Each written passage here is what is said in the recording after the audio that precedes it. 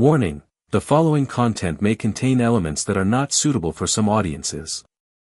Accordingly, viewer discretion is advised. In 1983, a drifter named Henry Lee Lucas sat down in a Texas jail cell and began confessing to murders. He didn't stop. By the time investigators caught up with the sheer volume of what he was claiming, Lucas had confessed to approximately 600 killings. Men, women, children. Across dozens of states. Spanning decades. Police departments across America scrambled to match his confessions to their open cases. Within 2 years, 210 unsolved murders had been officially closed. Credited to Henry Lee Lucas. There was just one problem. Lucas almost certainly didn't commit most of them. What followed was one of the most catastrophic failures in American law enforcement history, a scandal that destroyed careers, voided murder verdicts, and left the families of real victims without answers for decades. But buried inside the lies, there were real murders. Real victims. And a man whose childhood was so brutal it almost defies description. This is Henry Lee Lucas. The Confession Killer. Henry Lee Lucas was born on August 23, 1936, in Blacksburg, Virginia, a rural, impoverished corner of Appalachia where survival was the only ambition most families could afford. He was one of 9 children. His father, Anderson Lucas, was a double amputee and a heavy drinker who lost both his legs to a freight train while drunk. He died of hypothermia in 1949 after passing out in the snow during a blizzard. His mother, Viola, was by most accounts one of the most abusive parents in the documented history of American criminal cases. She was a prostitute who conducted her business inside the family home, forcing her children to watch. She beat Henry regularly with wooden boards and broomsticks. She dressed him in girls' clothing and curled his hair, sending him to school that way so his classmates would mock him. When Henry was around 7 or 8 years old, Viola struck him in the head with a 2x4. He lost consciousness. He was left untreated for days before a teacher noticed something was wrong and took him to hospital. At the age of 10, Henry lost his left eye in a fight with his brother. A knife caught him across the face. Again, left largely untreated, the eye eventually had to be removed and replaced with a glass one. He dropped out of school in 6th grade. By his mid-teens he was drifting. Stealing. Spending time in juvenile detention. Running away from home whenever he could. He had never been shown what it meant to be cared for. He had never experienced safety, warmth, or consistency. What he had experienced, in overwhelming abundance, was pain, humiliation, and violence. Psychiatrists who later examined Lucas described a man who had been so profoundly damaged in his earliest years that his development had been fundamentally distorted. He didn't know how to connect with people. He only knew how to hurt them. On January 11, 1960, Henry Lee Lucas murdered his mother. He was 23 years old.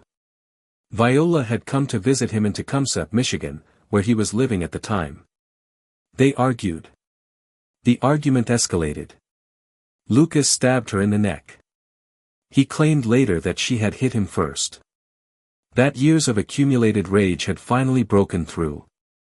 Whatever the precise sequence of events, Viola Lucas died on the floor of her son's home. Henry fled. He was arrested 2 days later in Ohio, having hitchhiked across state lines. He was convicted of second-degree murder and sentenced to 20 to 40 years in prison. He served 10. In 1970, Henry Lee Lucas was paroled. He told the prison board before his release that he would kill again if they let him out. They let him out. Within months he was arrested again, for the attempted kidnapping of a 15-year-old girl in Michigan. He was sent back to prison. In 1975, he was released again. This is the part of the story where the system had every opportunity to intervene. Where a man who had told authorities exactly what he was going to do, and then did it, was given not 1 but 2 chances to walk free. Both times, he did exactly what he said he would. After his second release, Lucas drifted south. He eventually connected with a man named Otis Toole, a deeply disturbed individual from Jacksonville, Florida with his own extensive history of violence. The two became traveling companions, and by most accounts, something more. Through Toole, Lucas met Becky Powell, Otis's niece. She was a troubled teenager in and out of the foster care system. Lucas became attached to her in a way that was deeply inappropriate given their age difference. She was a teenager. He was in his 40s. The three of them, along with Toole's mother, drifted across the South together, living out of cars and cheap motels.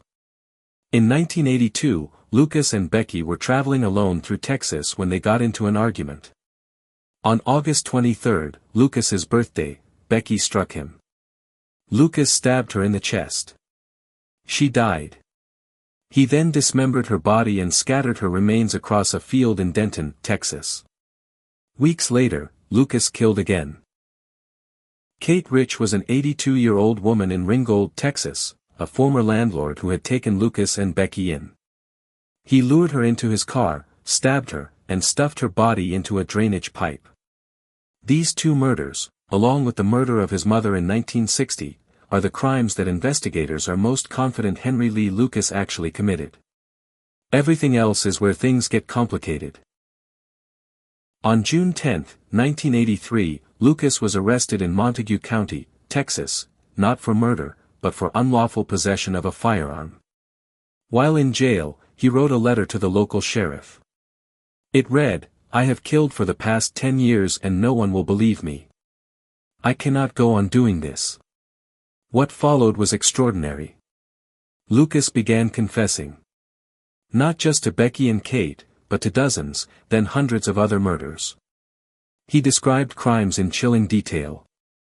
He led investigators to locations. He named victims.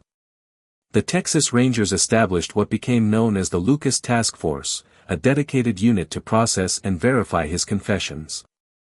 Law enforcement agencies from across the country sent investigators to Texas to sit with Lucas and ask about their own open cases. Within 2 years, 210 unsolved murder cases had been officially closed, attributed to Henry Lee Lucas. It was the most astonishing run of cleared cases in American history. There was just one thing nobody was paying close enough attention to. Lucas was being fed the answers. Investigators, eager to close their cases, under pressure from grieving families and frustrated superiors, were showing Lucas crime scene photographs before interviews. They were giving him access to case files. They were describing details of crimes to him before asking him to describe those same crimes back. And Lucas was an extraordinarily quick study. For a man who had spent his life being ignored and discarded, suddenly he was the center of national attention. Detectives flew in from across the country to sit across from him. He was given steak dinners, milkshakes, cigarettes, a television in his cell. For Henry Lee Lucas, this was the most comfortable, the most seen, the most important he had ever felt in his entire life. He had every incentive to keep talking. And no incentive whatsoever to stop. The unraveling began with two reporters. Hugh Ainsworth and Jim Henderson of the Dallas Times-Herald started examining Lucas's confessions in detail. And the more they looked, the less sense any of it made. The geography was impossible. Lucas was claiming to have committed murders hundreds of miles apart on the same day. The timelines didn't work. The paper trail of his actual life, receipts, employment records, witness sightings, placed him in completely different locations from the crimes he claimed to have committed. Within 2 years, police around the country had closed 210 cases. Murder verdicts were voided as Lucas took the blame for cases that had already been adjudicated. But when the reporters published their findings, the entire structure began to collapse. A formal investigation was launched by the Texas Attorney General's office. Their conclusion was damning. Lucas was, in the Attorney General's own words, a fabulist.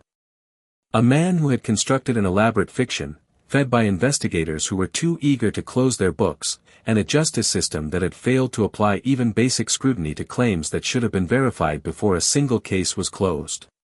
Police also did not record their interviews, making it impossible to know for sure how much information interviewers gave Lucas unprompted. 213 cases had been cleared. Most of them now had to be reopened. The families who had finally received answers, who had buried their grief and tried to move forward, were told the answers weren't real. It was a second devastation. In some ways worse than the first. Despite the scandal, Lucas had been convicted on 11 counts of murder where physical evidence supported the verdict. He was sentenced to death for one case, the murder of an unidentified woman known only as Orange Socks, found on Halloween 1979 in Williamson County, Texas. In 1998, Texas Governor George W. Bush, who had refused to commute the death sentences of 152 other inmates during his tenure, made a single exception. He commuted Henry Lee Lucas's death sentence to life imprisonment. His reasoning: the evidence that Lucas had actually committed the Orange Socks murder was insufficient. It was one of the cases most likely to have been a false confession. It was a remarkable moment. The only death sentence George W. Bush ever commuted as governor of Texas, and it was for Henry Lee Lucas. Lucas died in prison on March 12, 2001, of congestive heart failure. He was 64 years old. He had spent the final years of his life as a born-again Christian, painting religious artwork in his cell that was later sold to collectors. So how many people did Henry Lee Lucas actually kill? The honest answer is, we don't know. 3 are confirmed beyond reasonable doubt. Some investigators believe the true number is closer to 11, the cases where physical evidence supported his involvement. Others believe it may be higher. A small number of his confessions have never been fully disproved. What we do know is this: a deeply damaged man. Failed by every institution that should have protected him as a child and stopped him as an adult, sat in a jail cell and told investigators exactly what they wanted to hear. And investigators, for reasons of laziness, pressure, ambition, and willful blindness, let him. 210 families received false closure. 210 real killers walked free while their cases were marked solved. Some of those cases have since been reopened. Many remain unsolved today. The true victims of the Henry Lee Lucas case are not just the people he actually killed. They are every family handed a lie instead of an answer. Every real killer who was never pursued because a one-eyed drifter in a Texas jail cell told a story that nobody bothered to check. Henry Lee Lucas was many things: a killer, a liar, a product of catastrophic abuse and catastrophic neglect. But the system that built the confession killer around him, that handed him steak dinners and television sets and national attention in exchange for stories it never verified, that system bears its own share of responsibility for everything that followed. Subscribe if this case made you think. And leave a comment: how many of those 210 cases do you think will ever be truly solved? I hope you enjoyed the video and I'll see you in the next one.